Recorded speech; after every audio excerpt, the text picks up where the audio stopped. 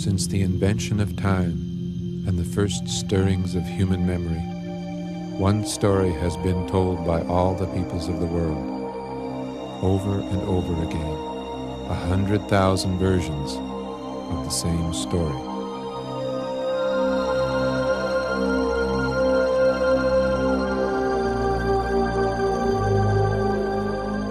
For many centuries we have marveled at the quiet regularity of the heavens, the predictable cosmic cycles, the silent clockwork motions of the stars and planets.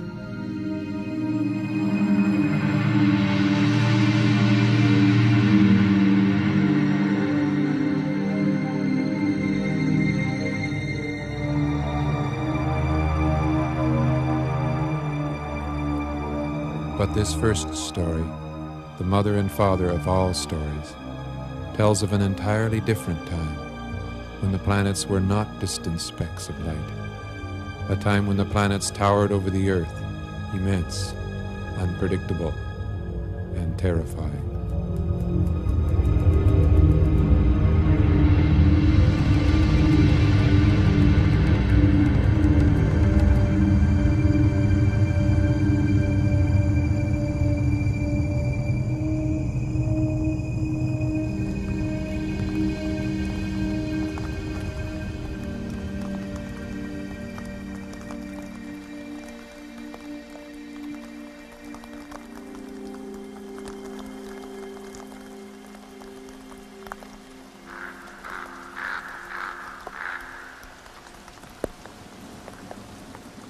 Once in the long ago there was a hero, and the hero slew the dragon.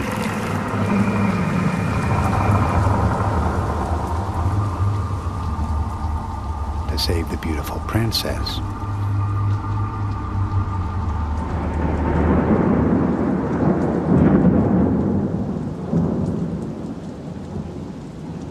When I was a child, I was enchanted by fairy tales. But when I was a young man in college, you couldn't have paid me to think about such things.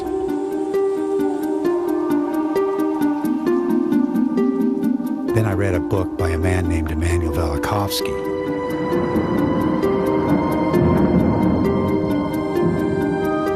Suddenly mythology became an obsession, my life's work.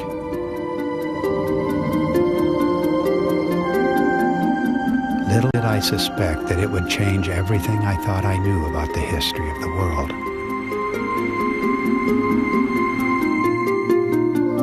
Publisher, editor, author, researcher, corporate executive, inventor. David Talbot has earned his living at diverse endeavors, but he has devoted most of his adult life to the pursuit of a single goal, unraveling the origins of the world's first story. 8 hours from now, he will present his findings at an international symposium in Portland, Oregon, to an audience of historians, anthropologists, archaeologists, comparative mythologists, astronomers, and astrophysicists.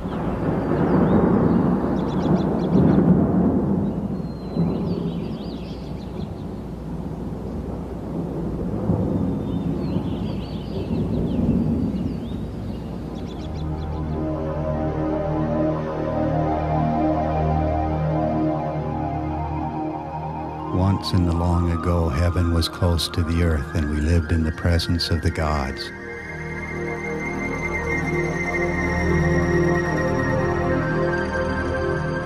It was the Garden of Eden, the island of Avalon, paradise on earth.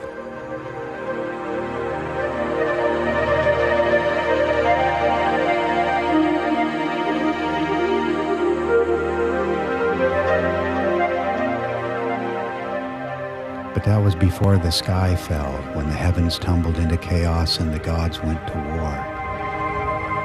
A cosmic darkness enshrouding the world.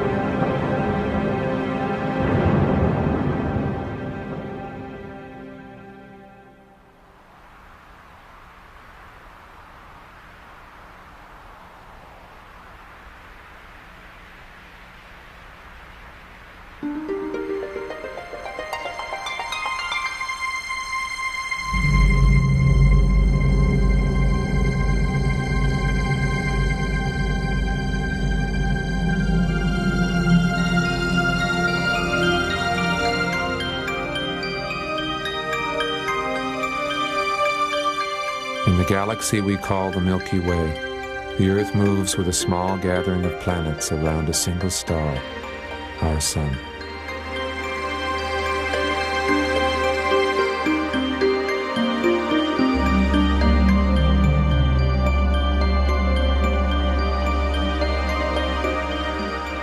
From where we stand, the planets are only tiny specks in the sky. So a question arises. Why did our ancestors view these pinpricks of light with such reverence and dread?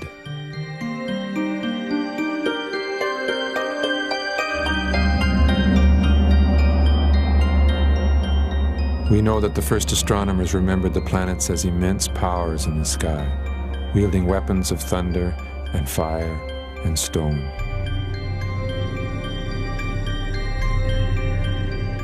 How did this perception occur?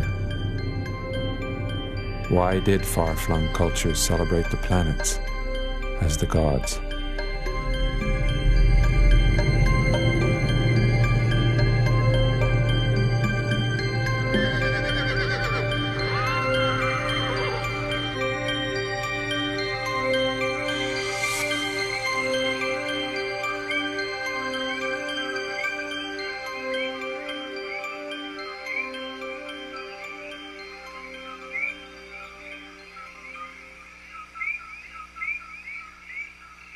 Until the early 60s, our ideas about the planets came from remote observations and a lot of guesses.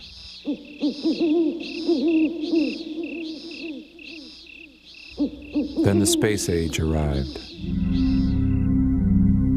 We had expected our probes to reveal planets long, cold, and dead, but we found instead surprisingly recent activity on a catastrophic scale. The superheated cauldron of Venus, revealing 100,000 volcanoes and planet-wide lava flows.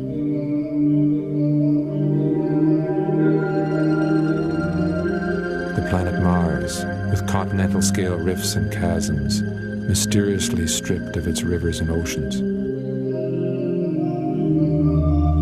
The moons of Jupiter and Saturn, resculpted by forces not a single astronomer had anticipated.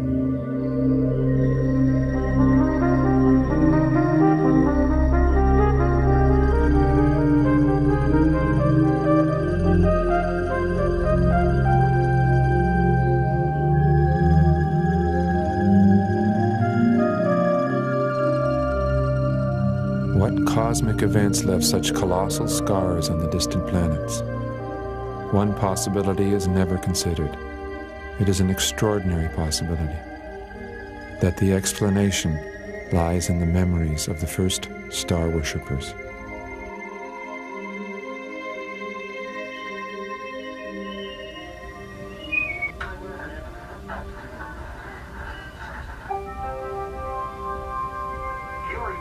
Traffic, rain, clouds, and showers starting Monday. That's going to worsen into snow flurries down to the lower elevations by Tuesday. Immanuel Velikovsky's book was called Worlds in Collision. Velikovsky claimed that the mythical gods were planets, and that the Earth itself was disturbed by the erratic movements of planets.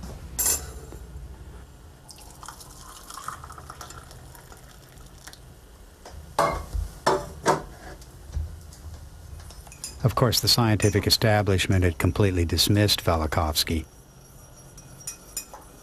Yet I found his ideas spellbinding.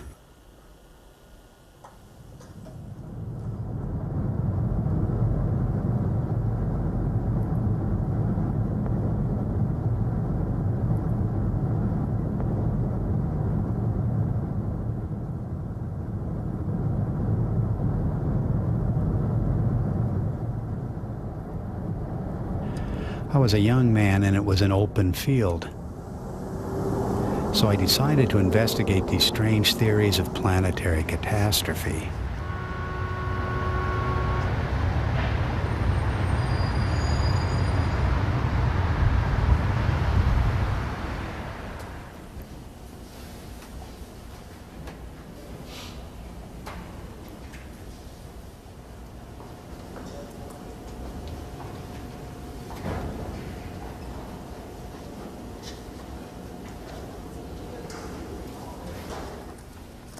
venturing bravely into the vast domain of world mythology.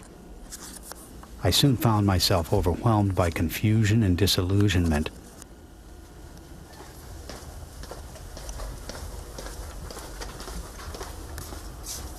I began to fear that Velikovsky had totally distorted the subject instead of the symmetry I expected.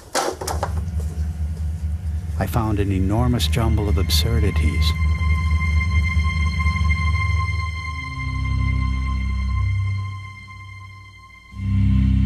Nothing in the silent motions of Venus or Mars or the gas giants Jupiter and Saturn will ever explain the thunderbirds or winged bulls or flaming dragons or any of the preposterous ideas our ancestors attached to these powers.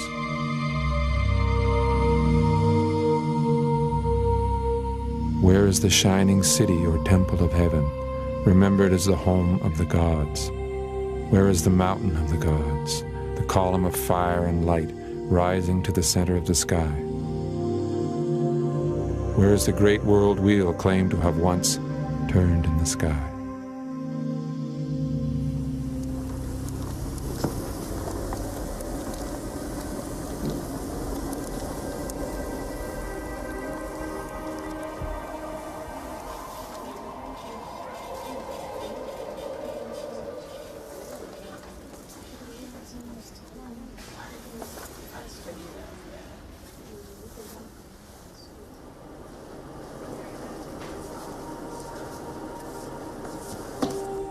I was on the verge of abandoning the work when I realized something.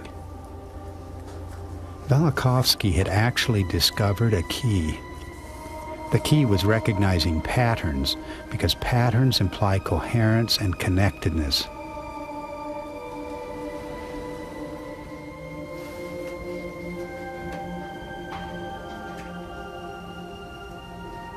Gradually, I began to sense a peculiar resonance in our collective memory. 10,000 ancient voices urging us to remember.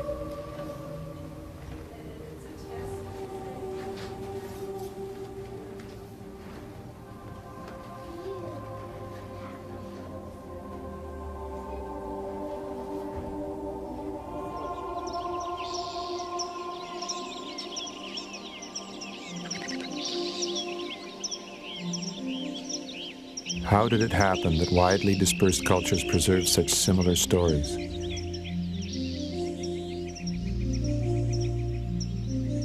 The universal myth of the Golden Age.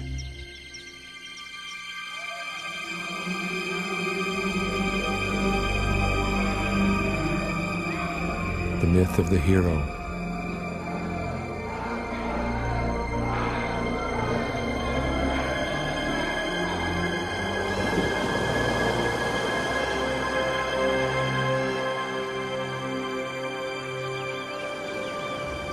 The myth of the Queen of Heaven with her long flowing hair.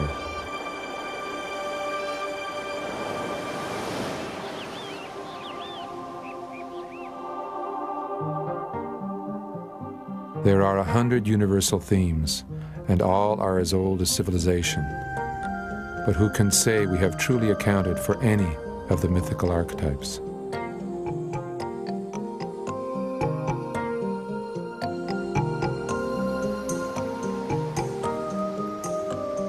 The mythmakers were technically skilled and highly pragmatic.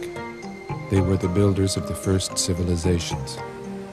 If they were not crazy or deliberate liars, how did the global themes of myth arise?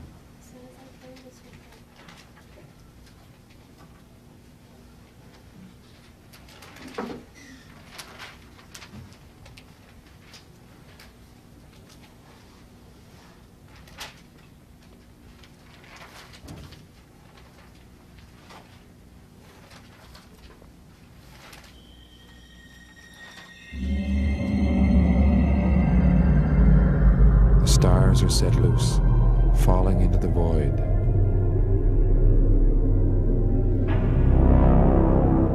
The land is on fire, mountains split or crumble, rocks explode in flame, all the rivers and seas overflow and sweep across the earth, and the universe becomes a furnace burning everything.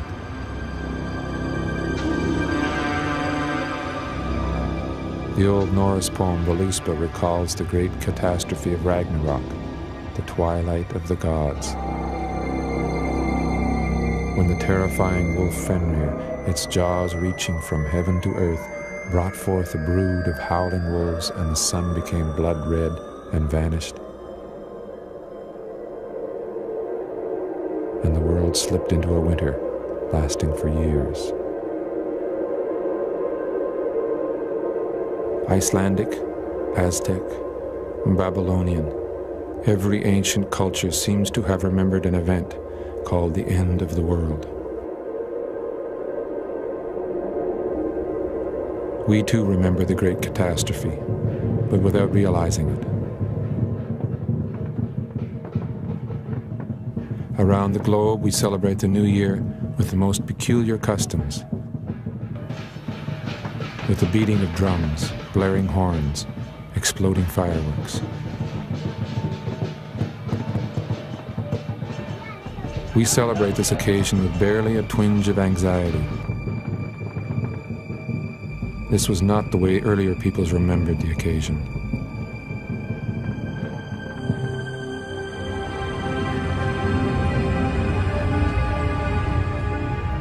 In earlier times, anxiety was nearly overwhelming,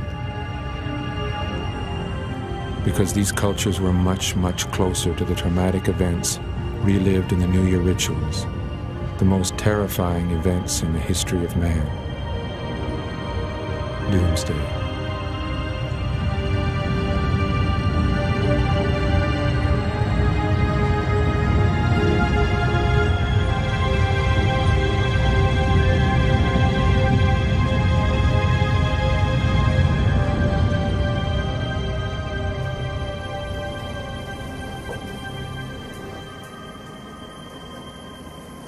A disaster of cosmic proportions, a world falling into chaos and darkness. The story was told by every ancient race on Earth. I found it so strange that no one could explain this collective memory. Using Velikovsky's key, pattern recognition, I began to search beyond the madhouse of localized mythology.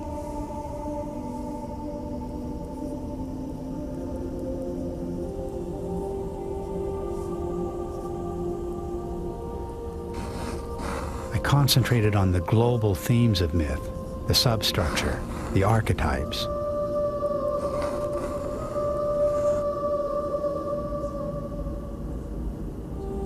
To my surprise, I discovered a startling coherence and a story of vast and disturbing implications.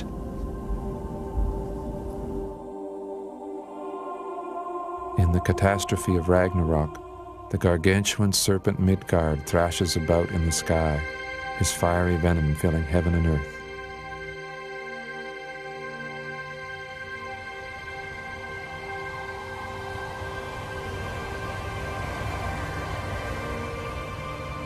Greek and Roman historians recalled the attack of the great dragon Typhon, when the whole world trembled. The seas rose to flood the land. Thunderbolts flashed in the sky. Blood poured from the mountains, which split and came crashing down. And the earth was engulfed in great clouds of darkness.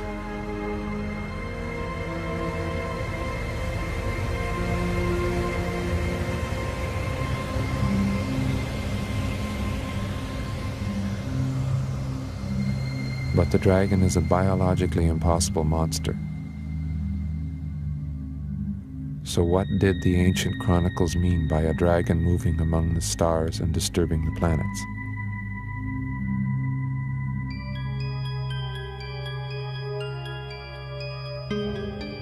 the Aztecs and Maya, the Babylonians, the Egyptians, the Chinese, Japanese, and Oceanic races, early British, Celtic, and Germanic nations, the Greeks and Romans, all employed the cosmic serpent or dragon as a hieroglyph for one celestial phenomenon, a comet.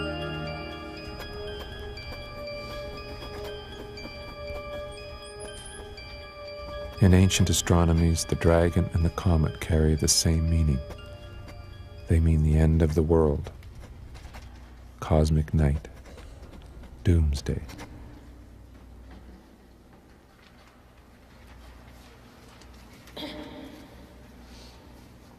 Velikovsky had noticed that the most common symbol of sweeping catastrophe was the serpent or dragon attacking the world.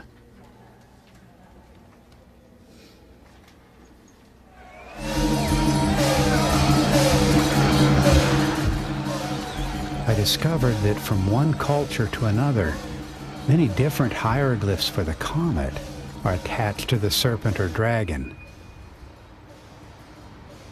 Bearded dragons, fiery dragons, serpents with long flowing hair, feathered serpents. This led me to a guiding principle. When different symbols all point to the same thing, you are on the edge of discovery.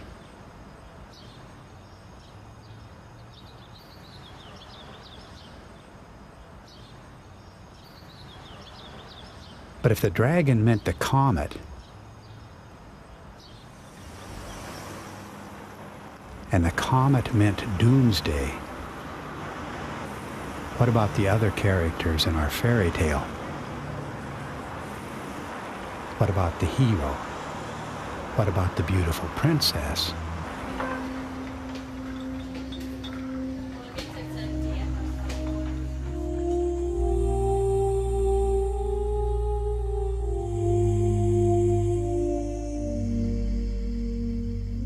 In the myth of St. George, the dragon of darkness attacks the village and carries off the beautiful princess.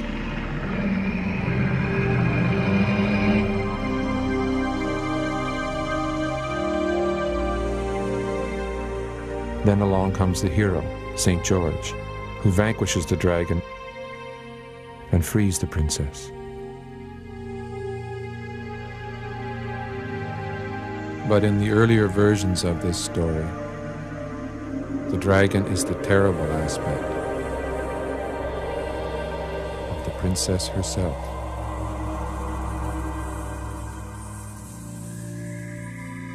So the hero is actually saving the princess from her own alter ego.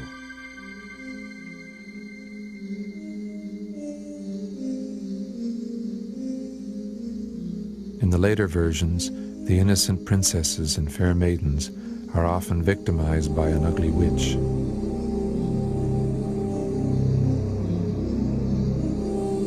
And yet the witch, the devouring hag, and the ogress, like the dragon, all represent the alter ego, or terrible aspect, of the princess herself.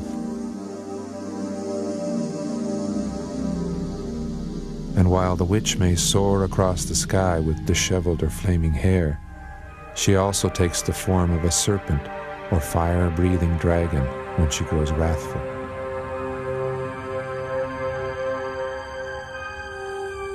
It was said of the witch's hair that it could bring rain, hail, wind, and lightning, exactly what ancient nations said of the comet.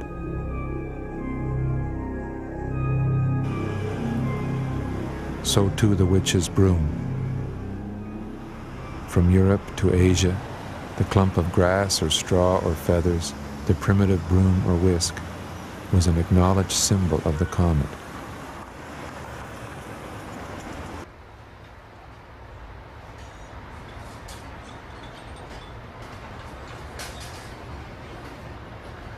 Are myths nothing more than the imaginings of a primitive mind?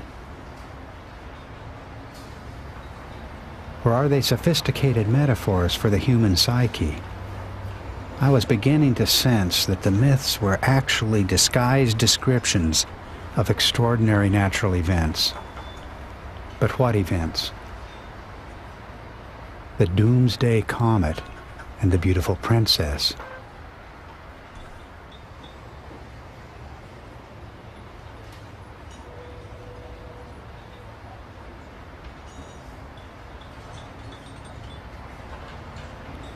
I found myself enormously puzzled by the princess.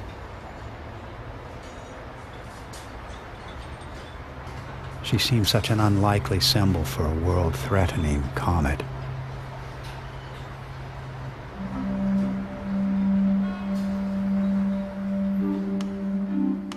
The princess of folk legends is a descendant of the more archaic goddess figures. The earlier goddess has a dual nature, as radiant mother and devouring dragon. The goddess Kali of the Hindus was renowned for her beauty.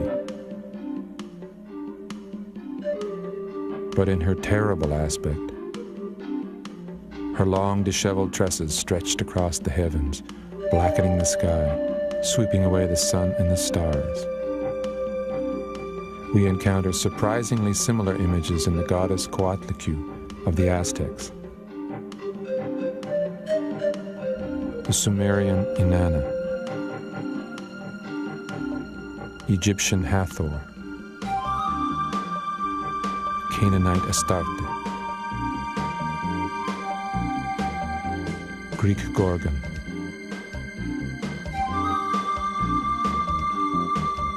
Hindu Rangda, and in the medieval witch, the most popular later caricature of the angry or lamenting goddess.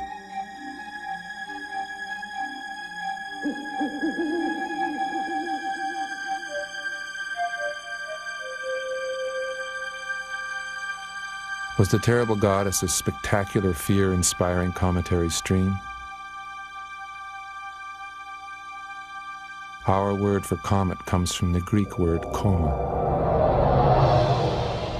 used for long, flowing hair.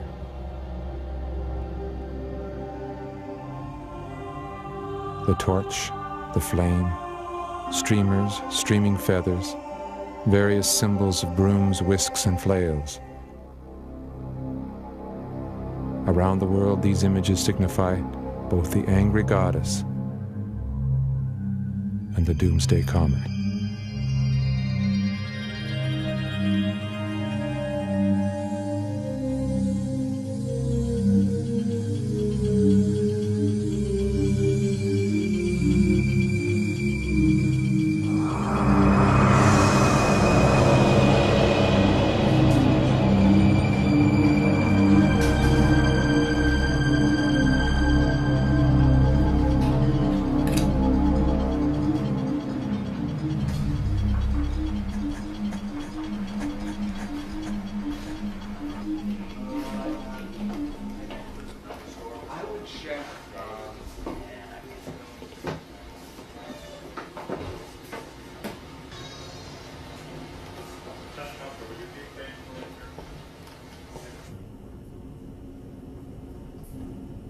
Immanuel Velikovsky believed that the Earth had been violently disturbed by the close approach of planet-sized bodies.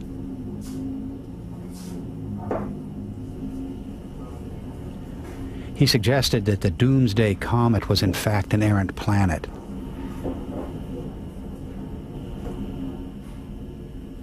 And conventional scientists called him a madman.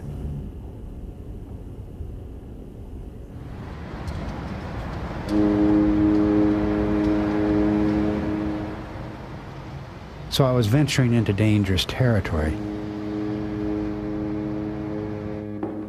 Dangerous because the deeper I went, the more the evidence seemed to support Velikovsky.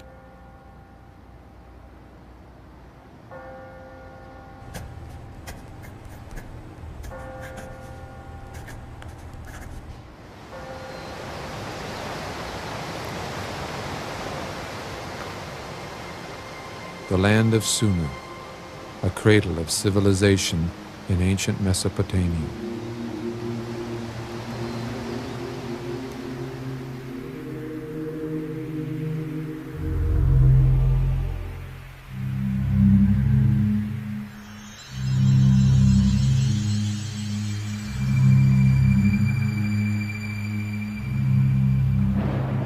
prototype of the early goddess figure is the Sumerian Inanna.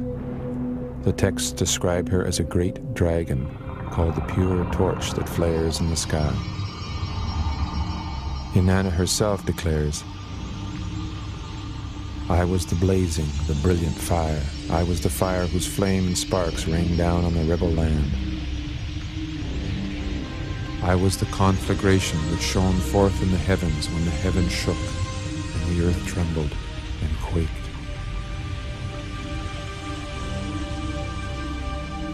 Who then was this comet-like goddess, Inanna?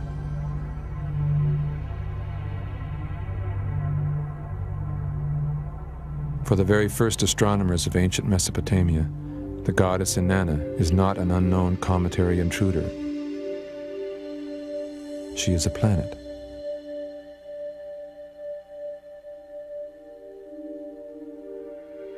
The planet Venus.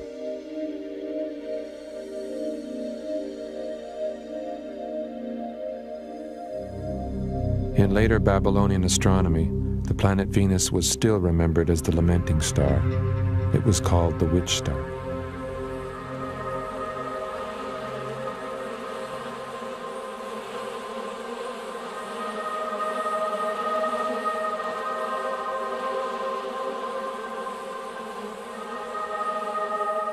In the Americas, Aztec history remembered Venus as the great feathered serpent, and they called Venus the smoking star, the very phrase they used for a comet. The stargazers of Peru knew Venus as Chasca, the long-haired star, the most common phrase for the comet among ancient peoples.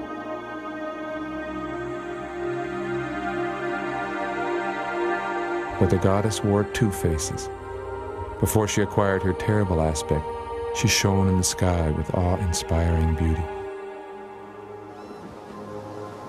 We came to know the goddess as the Greek Aphrodite, the Latin Venus, daughter of heaven, the prototype of the beautiful princess.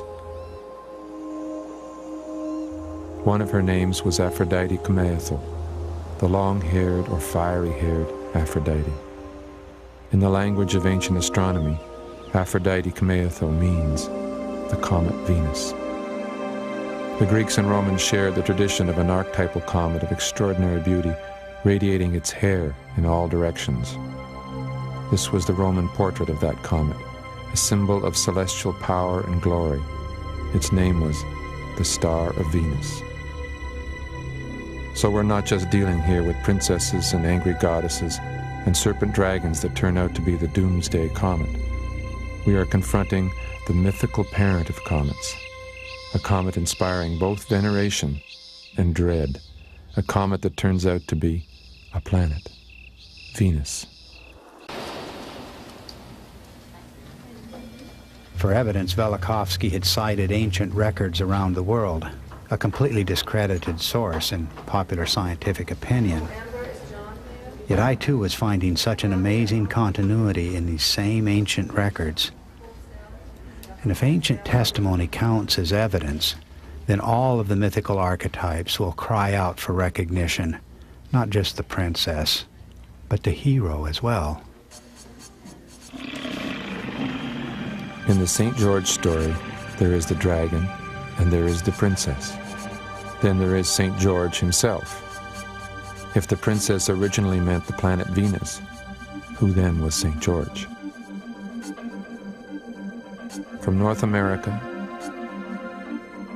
to Mesoamerica to South America, from ancient Mesopotamia to ancient Egypt, we see the warrior hero arising to defeat powers of chaos. The Greek Apollo, Hercules, Perseus, Theseus, or coyote or raven of Native American lore. Most of us have assumed these figures have nothing to do with astronomical bodies. Hercules was born to fight chaos monsters, vanquishing the gigantic Nemean lion, slaying the Hydra, Though remembered as the child of Zeus, he is usually seen as a man walking the earth. But earlier versions of Hercules, the Egyptian heroes Shu-Anur or Horus, do not inhabit the earth. When they challenge the dragon of chaos, they wage that battle in the heavens. The original Hercules was a celestial power. In fact, Greek and Roman astronomy identified the warrior hero as a planet.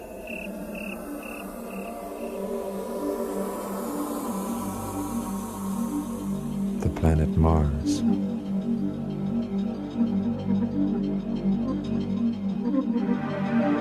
The North American Pawnee remember an ancestral warrior who defeated the powers of darkness in remote times. To find the warrior in the sky, they pointed to a planet, Mars.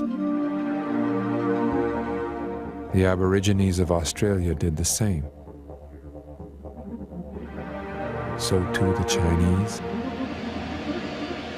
the Babylonians, and the peoples of the South Pacific.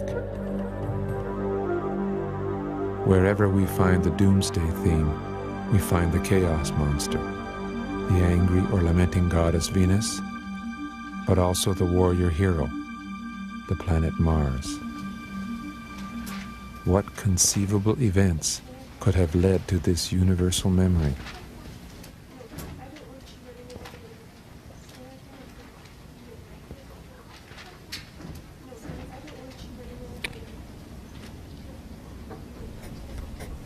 It would take volumes to tell the story of the warrior hero. That's because the character is so visible and so active. One can easily overlook a more passive figure in the myths, an almost forgotten personality looming mysteriously in the background.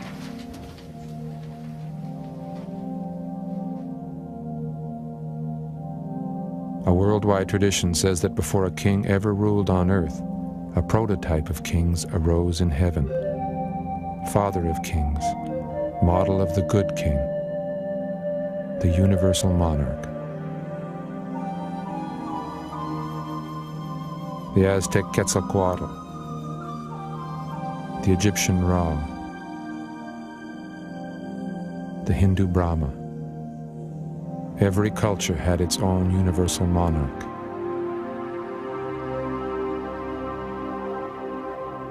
It is said that the local king is responsible for the prosperity of the nation.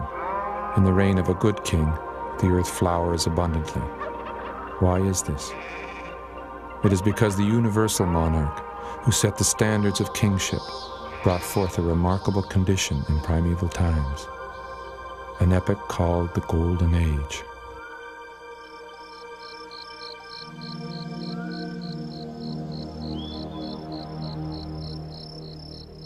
The natives of Suriname have a poignant memory of a lost epoch.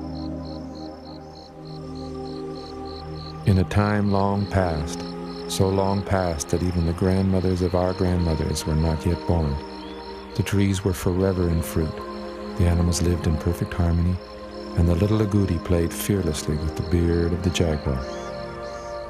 For the Hindus, this was the Krita Yuga, or perfect age.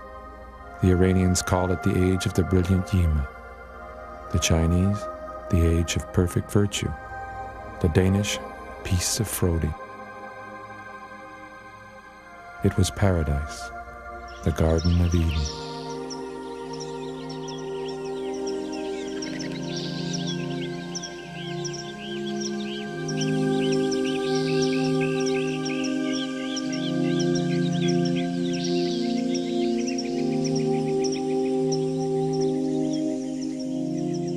And the memory dates to the first expressions of civilization.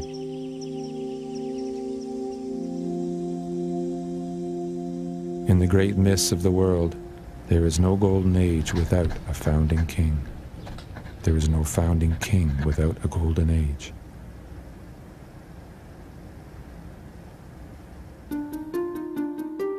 It was at this time that someone handed me a 1.5-page summary of an unpublished Velikovsky manuscript. In this summary, Velikovsky had proposed the unthinkable.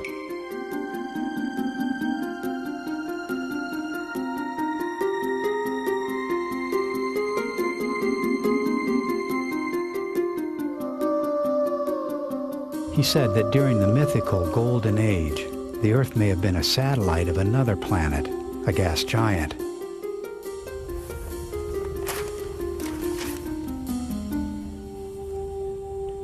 He identified this planet as Saturn.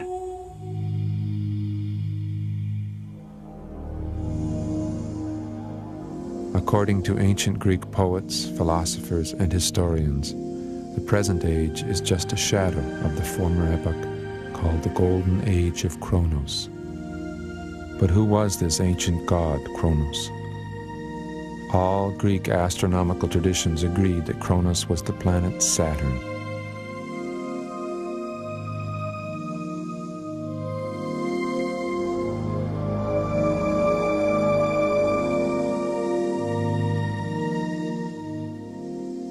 Our own name for the planets came from the Romans. In unison, Roman poets and historians insisted that in a former time Saturn had ruled as a god-king, producing a paradise on Earth. It would be almost impossible to overstate the power of this memory among the different cultures.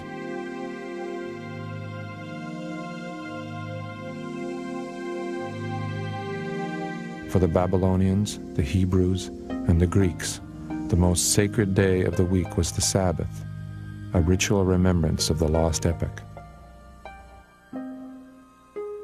And in each of these cultures, this holiest day was the day of Saturn, the Latin Saturnidis, or Saturn's Day, the Celtic day of Ceter, our Saturday.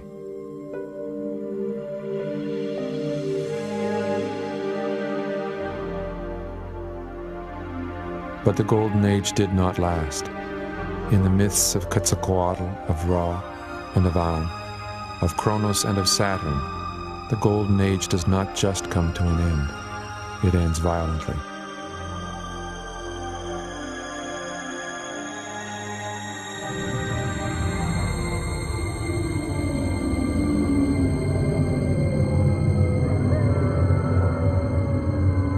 And with the collapse of the Golden Age arrives the feared comet, the dragon of darkness, the fall into the cosmic night, the clash of the titans.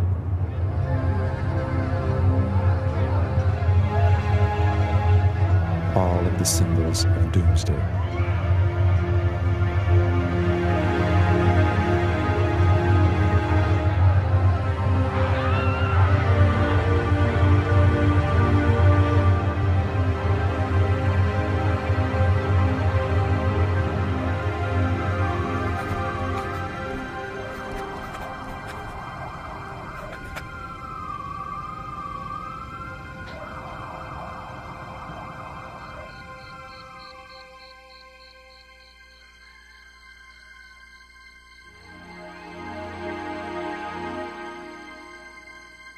Sunrise. To the star worshippers, a symbol of the cosmic dawn, when the universal monarch, the first sun god, shone above the world.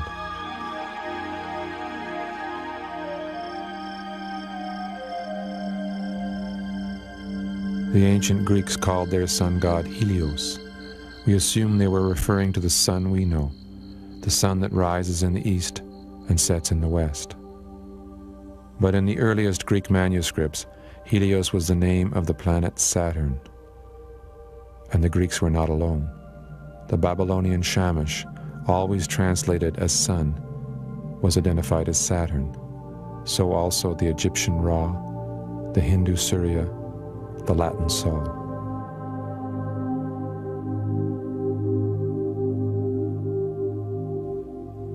But Saturn is a mere dot in a starry expanse. What could have caused the first star worshippers to celebrate that minute speck as the sun?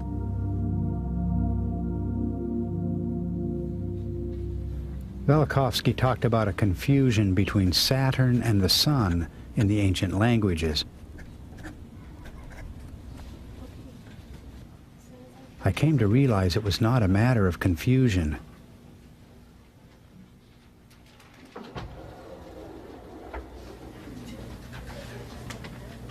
For the ancients, Saturn was the revered sun god.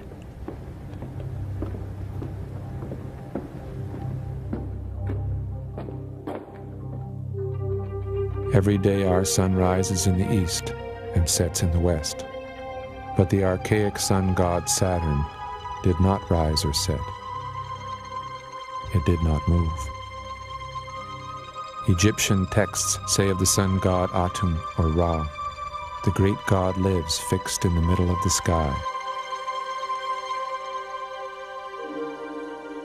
Surprisingly, the Babylonians used almost exactly the same language to describe the sun god Shamash in the stationary center of heaven. For an earthbound observer, there is only one motionless spot in the sky, the celestial pole.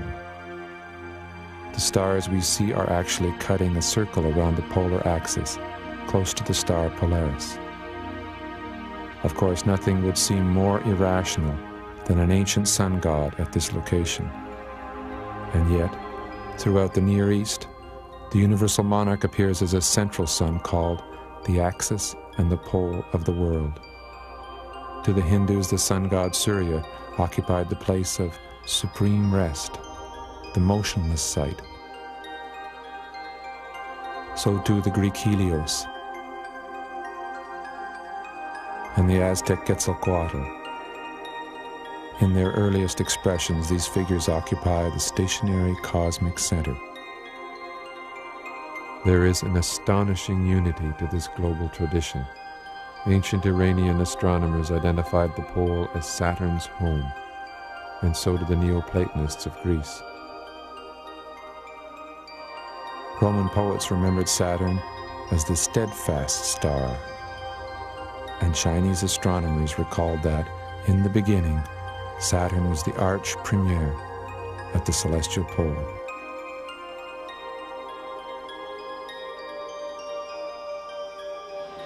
How can this be, that the ancient sun god Saturn once stood where no sun or planet stands today?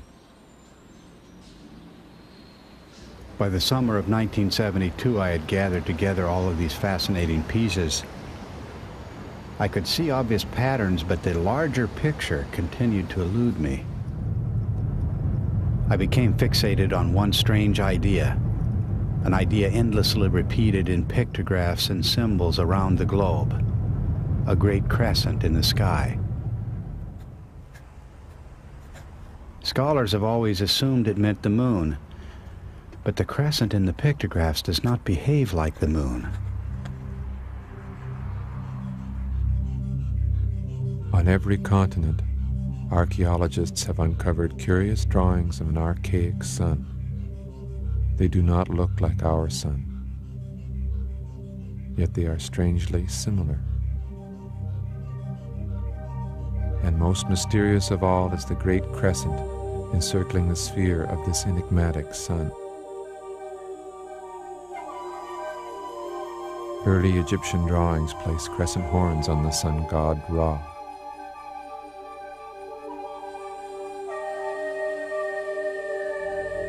In Mesopotamia, the crescent is repeatedly drawn wrapped around the sun god Shamash. A crescent horn turning in the sky. The image appears throughout the world. A vast crescent, unlike anything in our own sky today.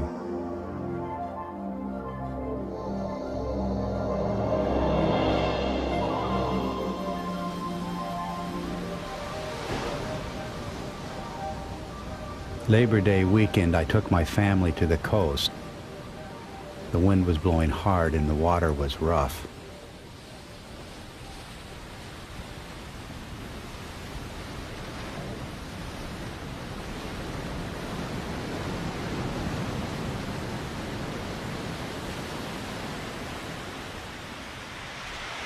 Sitting in our cabin above the shore, I began to doodle on a piece of paper.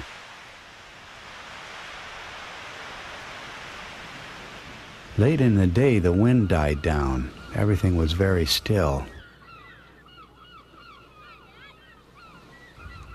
Then it hit me.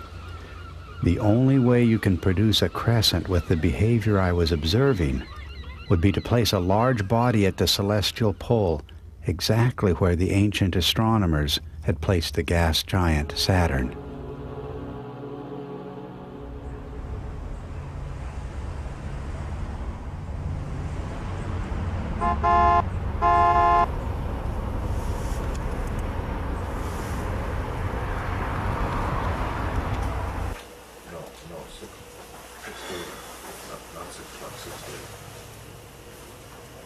So you should probably plan on being over there about 6:30 for a sound check. He wanted to know the order that we're going to be doing the interviews after the presentations tonight. Astronomy. Okay, astronomy, in addition to Victor Clune, who's the Department of Astrophysics at Oxford, we have the astronomer Tom Van Flanders. Okay, where's he at? Wave Redder, welcome. Agenda. Time. Catastrophe, remembered as the Great Deluge, occurred when the Earth pulled... Once Earth was assaulted by cosmic intruders. The agents of these catastrophes were planets. This one is supposed to be before this one. Okay, revert. It's weird. That should come before this one. That should be right before this one. Okay, we start with night sky as seen from the Earth. Uh-huh. When the first star worshippers looked out at the sky, is this what they saw as well? All of mine.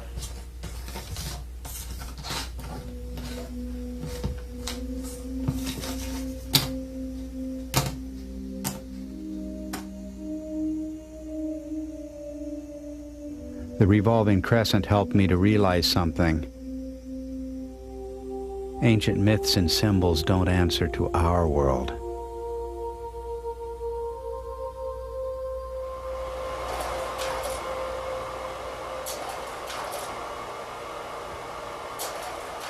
It was said that throughout the Golden Age the planets stood in line.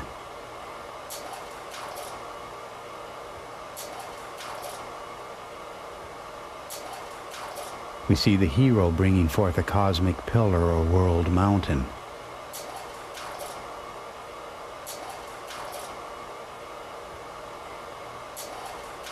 We see Jupiter, born as if from nowhere as Saturn's son and successor.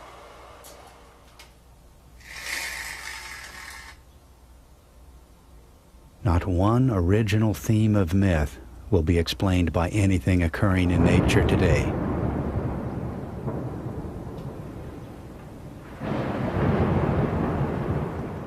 I began to sense that a unified theory was possible, a theory accounting for all of the themes of myth.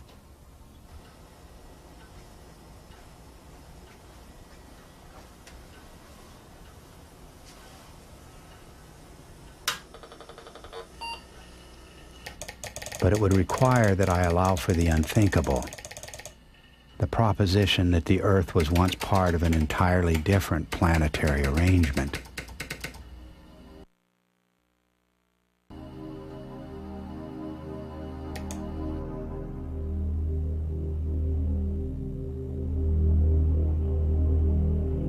If we take the testimony of the ancients as a literal description of actual events, the events would have looked like this.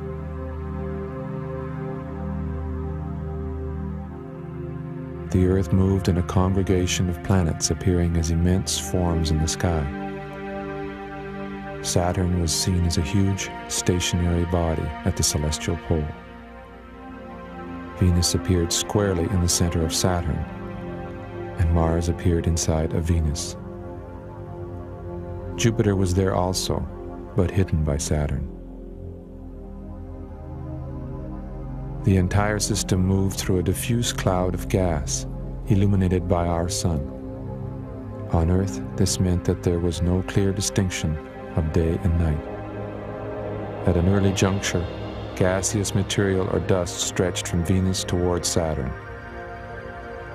In periods of stability, these radiating streams appeared as a three-pointed and a four-pointed star-like pattern.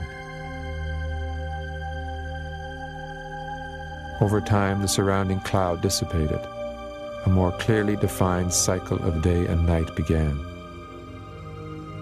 A bright crescent appeared on Saturn, created by light from our sun. As the Earth rotated on its axis, the crescent visually turned around the polar center.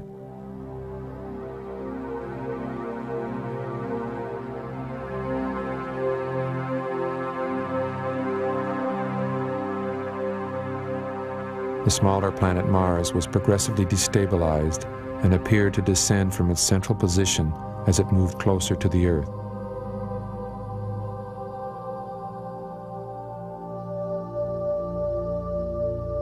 It returned to the central position,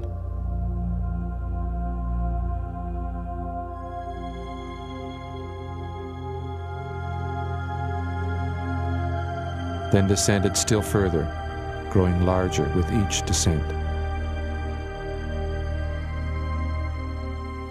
When it visually dropped below Venus, a stream of material was seen stretching between Mars and Venus.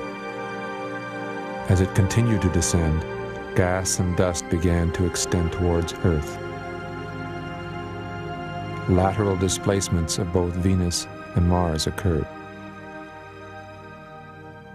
Gas, ice, and debris spiraled between the two planets.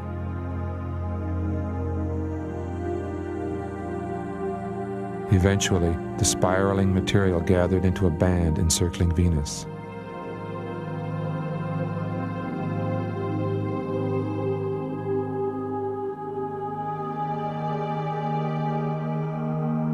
As the planetary system moved through space, the appearance of the band changed dramatically.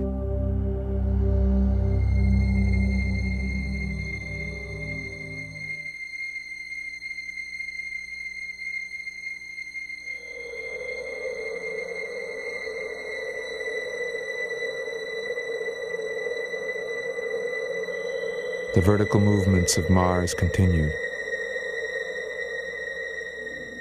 Atmosphere and other material stretching toward the Earth with each descent.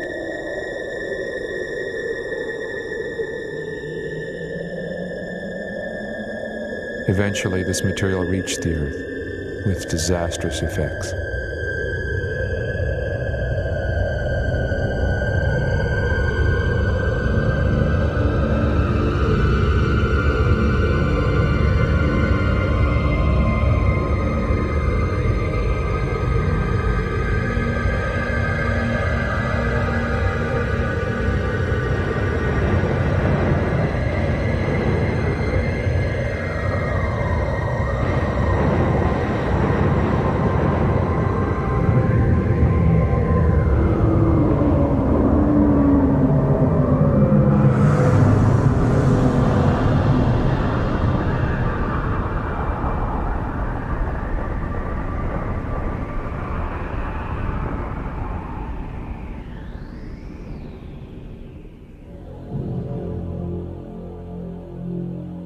When the skies cleared, Mars was seen moving away, a stream of gas and dust stretching upward, with Mars appearing as the apex of the illuminated column.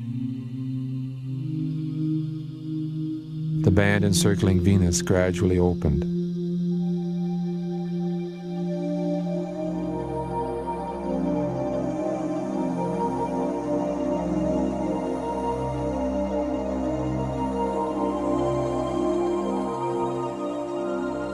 The four streams of comet-like material radiated once more from Venus.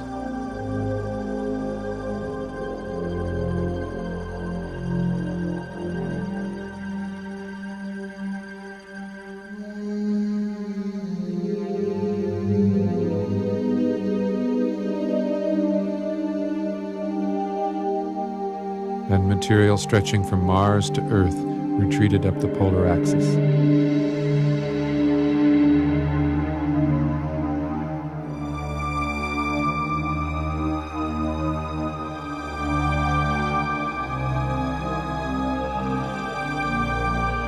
The stable period of Saturn's domination ended with the collapse of the planetary configuration. Jupiter appeared for the first time as Saturn tumbled from its stationary position.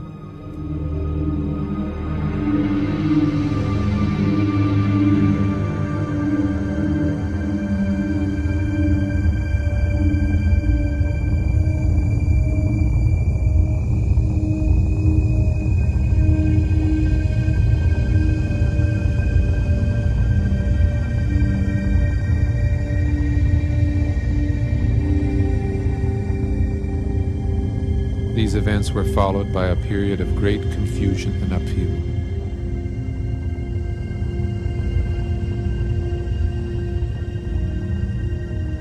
With the displacement of Venus, the band and radiating material collapsed, spiraling between Venus and Mars, then scattering into whirl-like patterns.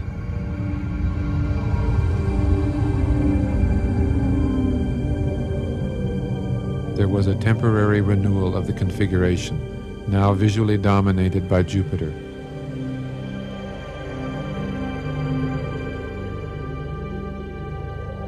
And only later did the configuration fall apart, the planets moving into a new, more remote equilibrium.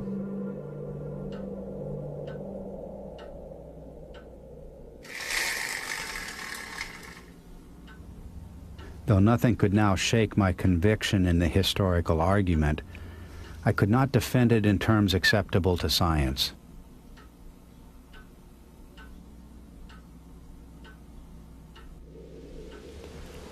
This was a problem I was unable to solve for 20 years.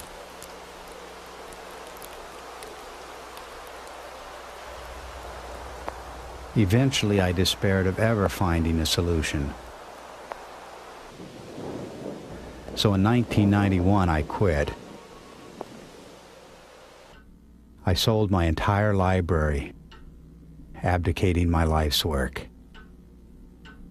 For a year and a half, I never opened a book or once put pen to paper on the subject of myth.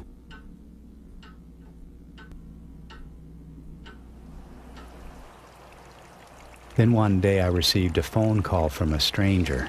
"Mr. Talbot," he said, "I think I have an answer to your dilemma."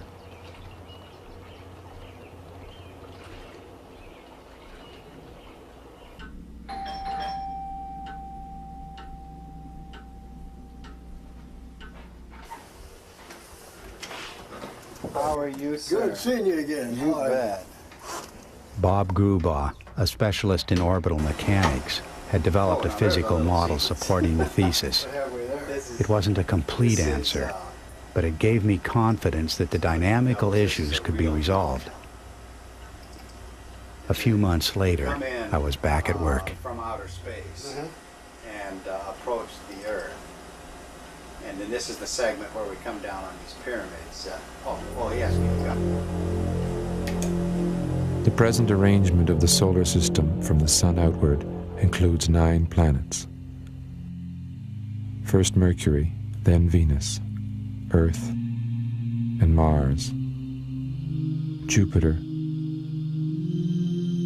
then Saturn, Uranus, Neptune, and finally distant Pluto. In the ancient planetary system, 5 planets must be reckoned with.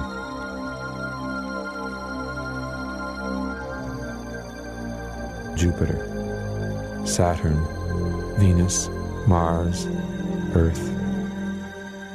This planetary configuration circled around its own center of gravity as it simultaneously revolved around the Sun.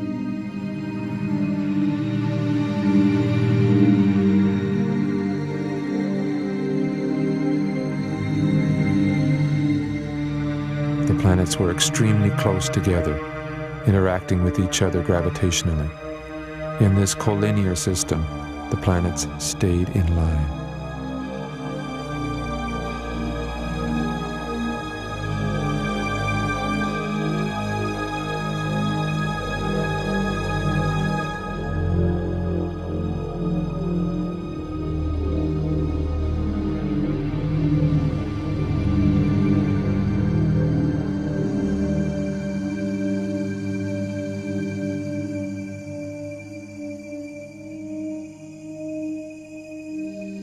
But the small planet Mars was moved by resonance into an increasingly elliptical orbit. It began to oscillate between the 2 larger planets, Venus and Earth. As Mars approached the larger bodies, atmosphere and oceans were pulled from its surface.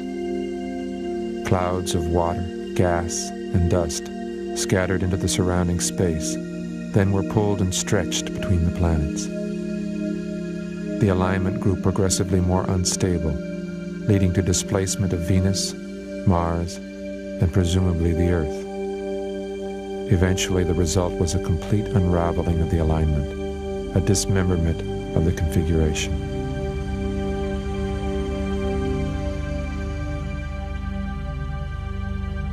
And so what we can see with this is that the two definitely stay lined up. And it wanders a little bit because I'm unable to get the precision in this model that I have in my own. The precision of this model is only to two significant figures. But even at just two significant figures, they do. Even at two significant hang in figures, there, so they stay together. They don't fly apart. They don't draw together. I've been playing and manipulating with 6 significant figures to get the thing lined up in my model the way it's supposed to stay lined up. And it does. And it does very well. They're really looking at it too. And these are other variations on that. This crescent. is- With that the was star. actually Is that giving not the- the star and the crescent though? That is a modern thing at the Masons, isn't it? It's Islamic, actually. Yeah. What I'm wondering is how can we account for the variations in the depictions then? And would it be easy to account for them if these things were actually handed down, these drawings? I mean, nobody was out there when the sky was being ripped apart and floods were devastating everything. Nobody was out there with their sketchbook, or taking notes, right? So they were looking at it. This velocity component has a certain angle with the perpendicular to the radius. This will be the radius. Okay. And there's your velocity. Right. And this angle I call, in this particular model, I call it delta. What determines that angle? Well, what happens, what this is, you can determine where it reaches a point of symmetry. Oh, you ready to go? Yeah, let's go. All right, well, we're all go. set. Yeah, Ready to we're all set roll. here. Shall we head on out?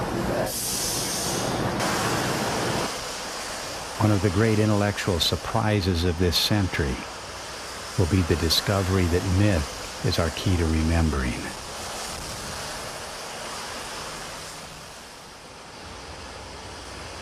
And if what we remember actually happened, then physics and astronomy are implicated, no matter how extraordinary, no matter how bizarre, no matter how implausible the events may seem. Since Bob Grubau's unexpected phone call, others have come forward.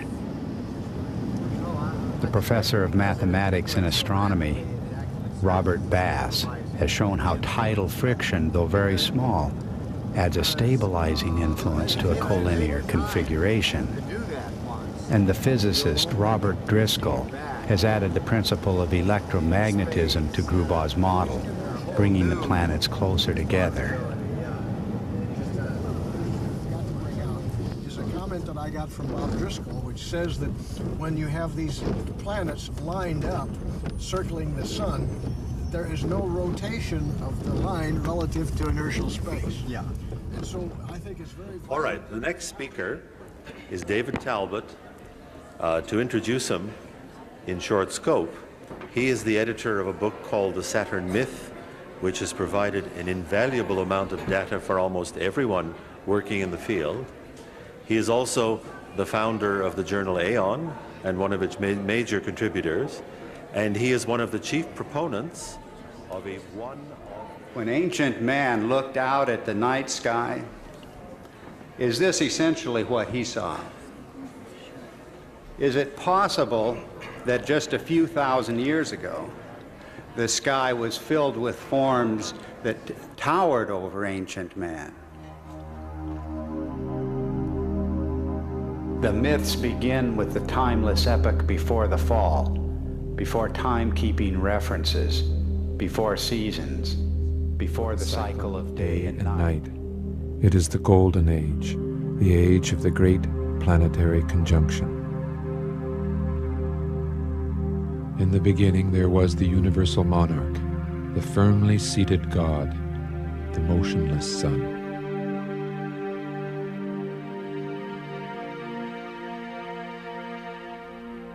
A God remembered as the great sphere of heaven, when the heaven was close to the earth.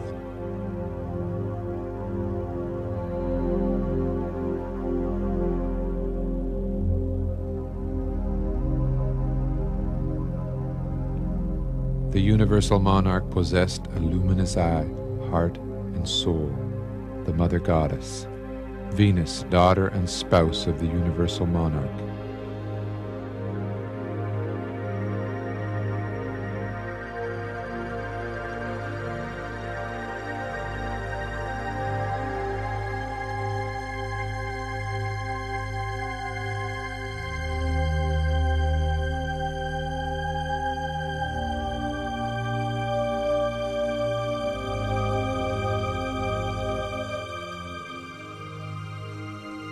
Within the womb of the goddess resided the unborn hero, Mars, heart of the heart, pupil of the eye.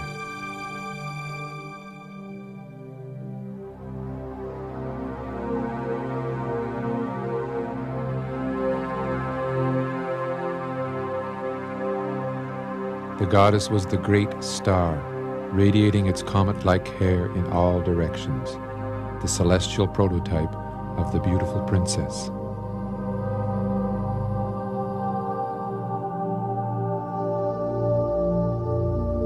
She was the glory of heaven, the animating flame giving life to the ancient sun god. Her place was squarely in the center of the sun.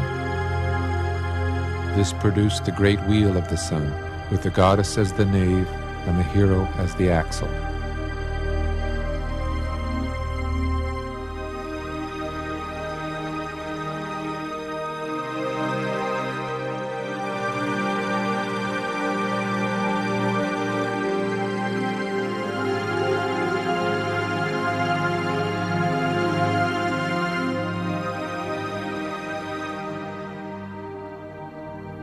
As the configuration evolved, the comet-like streams gathered into 3 rays, remembered as the triform or threefold goddess.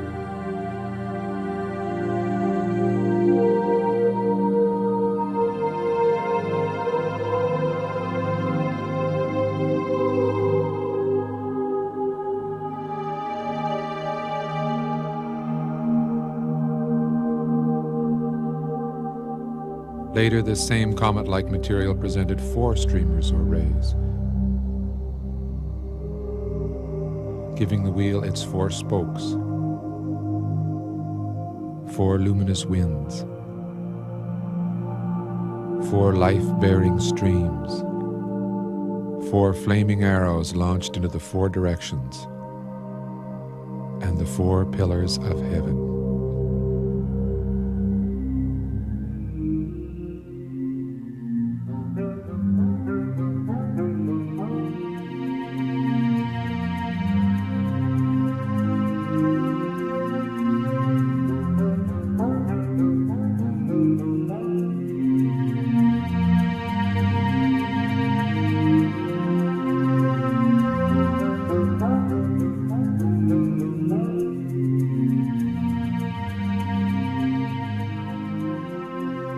Day and night arrived with the coming of a great crescent on Saturn, this crescent enclosing the central star of Venus.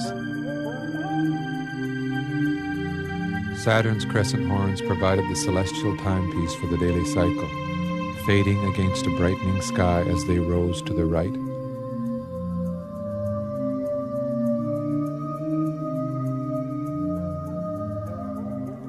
Growing brilliant as they descended to the left.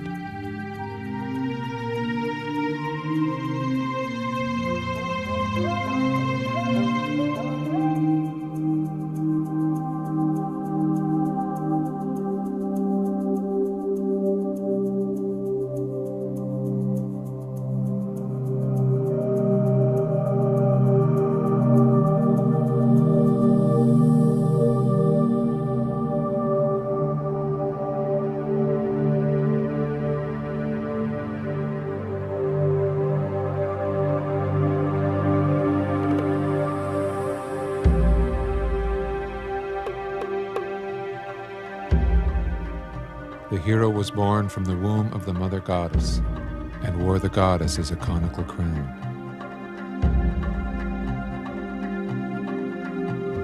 He grew a beard.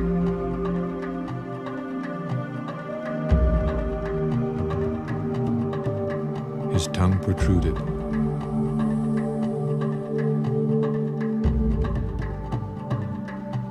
took the form of a dagger or peg plunged into the below.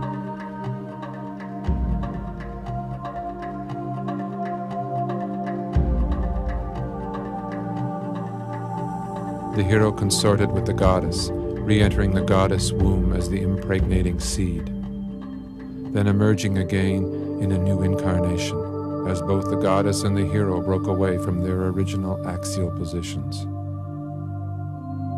The reborn Mars wore a spiraling sidelock, which was the goddess herself now taking on her serpentine aspect.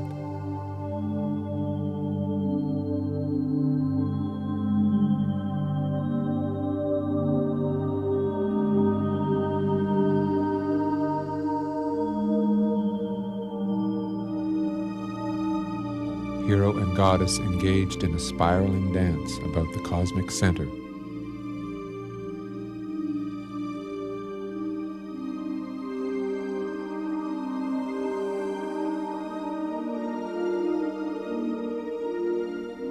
The serpent tail wrapped itself around Venus to produce a band presenting the form of a great eye,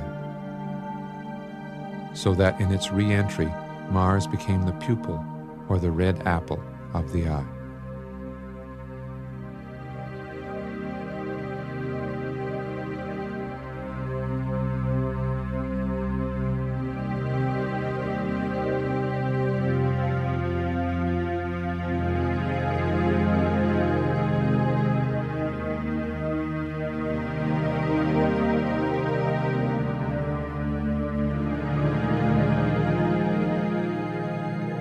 Saturn's golden age was interrupted by catastrophe, when the enclosure of the gods was sealed shut.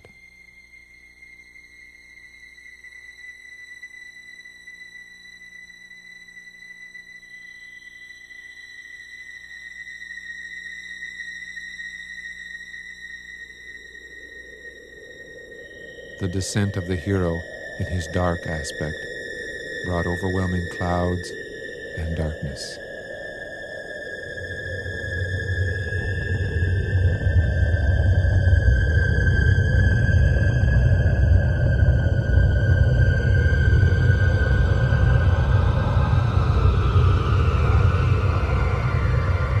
This was the underworld journey, the archetypal ordeal of the hero, and for the earth, a deluge of fire and water.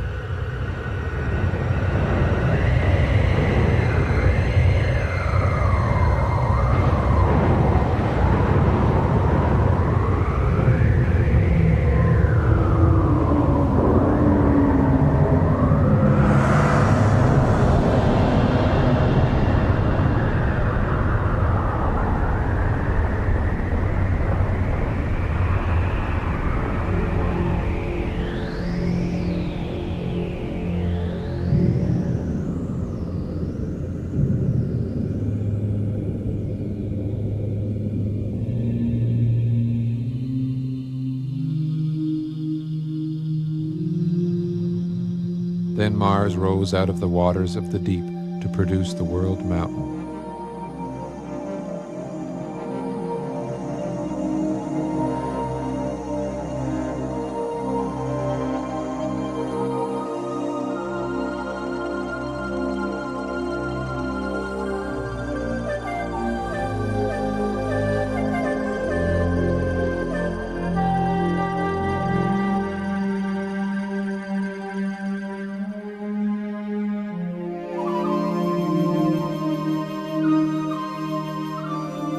The opened eye of Venus formed the rim of the great world wheel, the fiery body of the encircling serpent.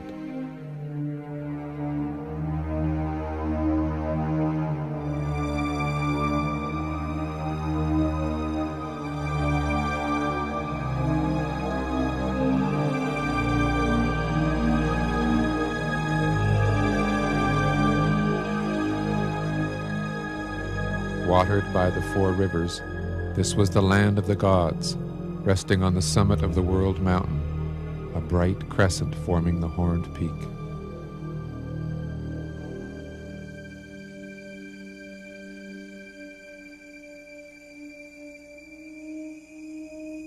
the mountain of Mars became the mooring post of the turning sky.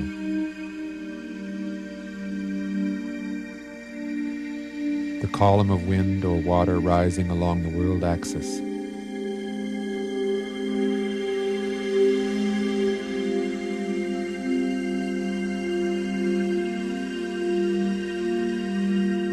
The pillar of the cosmos, with its 4 extensions holding aloft the world wheel. But the ancient paradise did not last. The hero spirited away the goddess, or stole the heart of the universal monarch, who tumbled from the summit of heaven.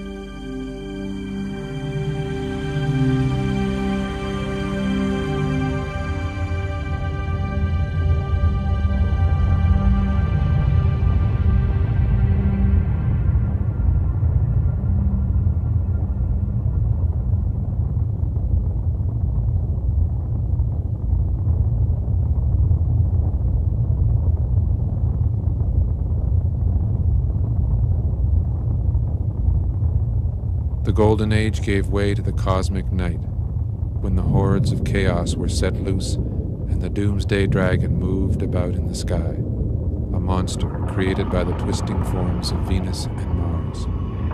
It was then that the terrible goddess appeared with wildly disheveled hair, lamenting the death of the universal monarch. In the events that follow, the hero will subdue the dragon or pacify the raging goddess. The universal monarch's own son, Jupiter, will be installed in the center of the sky. But the universal monarch has departed, and with his death comes the end of the Golden Age.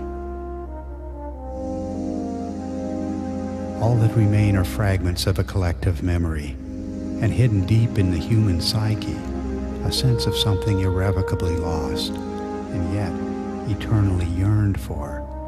A paradise when heaven and earth were one. The death of this paradise was the birth of myth.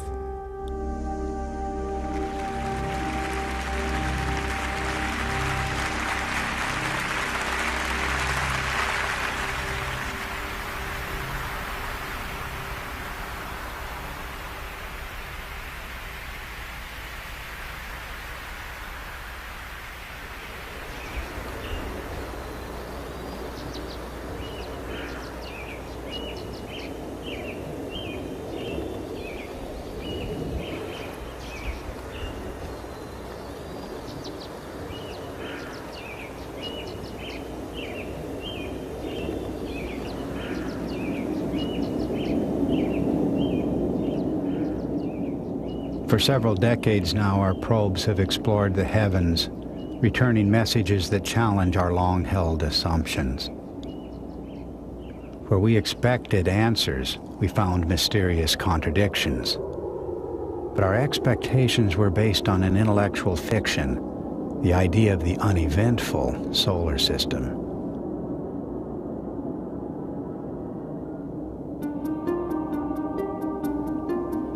Can we allow for the possibility that our ancestors experienced extraordinary cosmic events, events we've simply forgotten?